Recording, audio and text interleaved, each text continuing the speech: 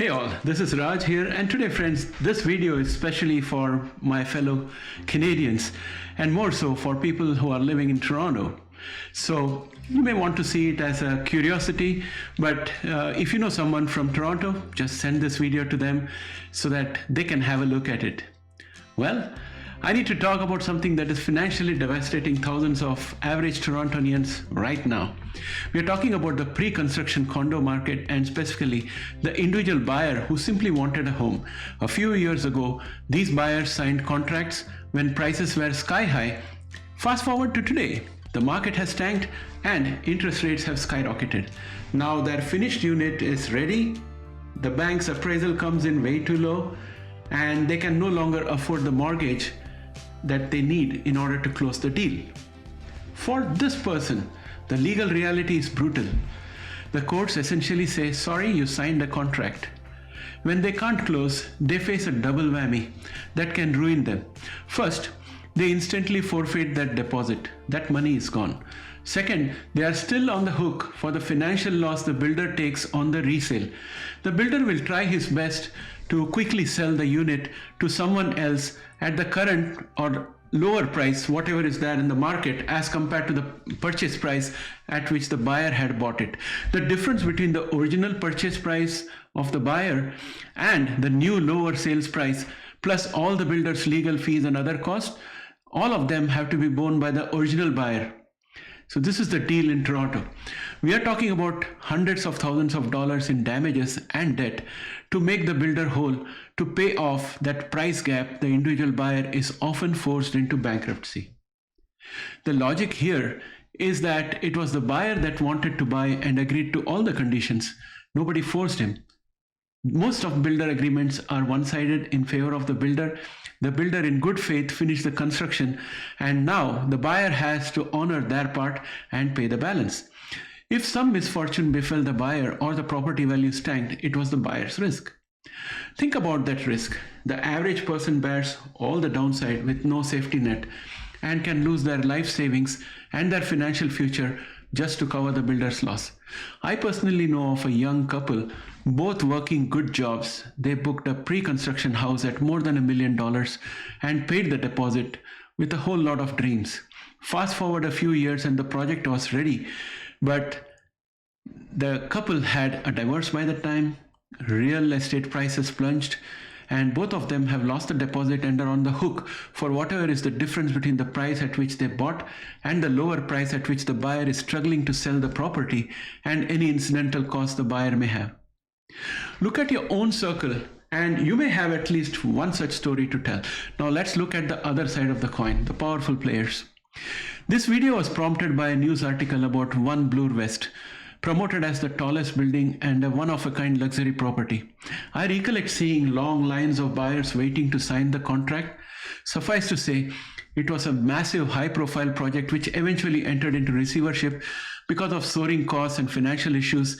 At the last count, it was determined that the project would not be viable at old prices and may not be completed unless they could account for the increased costs and realities of the much changed economy, which could also mean reconfiguring the entire building and repurposing the various units.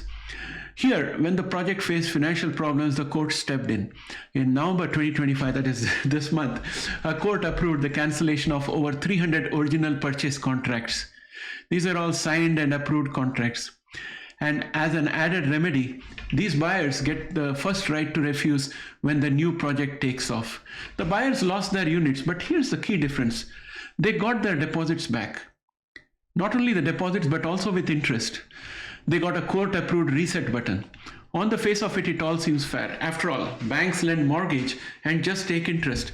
They do not get into the business for capital gains or prestige of owning the property. However, these buyers, I guess, would have included users who are end users who wanted to live in the prestigious location in that one-of-a-kind building and were willing to pay the premium and paid up in advance to reserve the opportunity. There may have been investors looking to flip the property once they get possession, expecting a premium on sale many years later when the unit gets delivered. Whoever they were, each of these buyers had their dreams compromised and a plan of prosperity, happiness, or profits that was backed by a contract totally extinguished. The big luxury project facing trouble gets a do-over from the court protecting the new large corporate interests. But the individual, they get legally shackled to a contract for years with no economic or legal wriggle room. They get forced to bear all the risk even if it leads them into bankruptcy. Is it fair that the most powerful players get to hit the reset button while powerless individuals are left holding the bag for an economy they can't control? It's a question of who the system is designed to protect. This has the same vibes like the too big to fail or how the GFC solution came to be hated in the aftermath. But if I just take all the emotions away, and if I look at it logically and play it forward, assuming the court had not allowed this deal, then the builders would have had to take a loss and bail out. The property would become saddled with liabilities. A new builder would expect to buy it at a much lower price so that they can still make a profit after delivering the units to the buyers at the old price. The outcome of that, I don't think is certain. I don't think any sensible builder would like to touch such a liability laden property unless they have some way of making a profit. We may end up with an incomplete building sticking out like a sore thumb in a prime location in the middle of downtown Toronto, and all buyers would be left waiting without their deposit back, let alone the interest. On the other hand, now that they have the first right to refuse the new project, the chances are that the new project will be pricier, bigger units that they cannot afford. But again, come to think of it, most people who booked a pre-construction condo a few years ago are underwater as their appraisals came way below purchase price and rents are low and stagnant. I personally am in the same situation. I bought a pre-construction condo which was delivered recently, maybe a year ago, and the banks appraised it $100,000 less than what I paid for it. And I decided to go ahead and close on it, and my rents are not covering my outflow. So the property is in the red.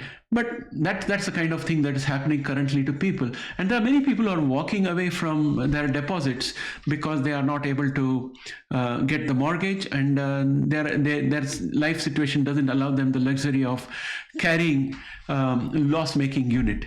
From that perspective, I think these buyers got their money back and can actually try to buy good properties at bargain basement prices. Of course, those end users who wanted to live in that prestigious location, they have lost a golden opportunity.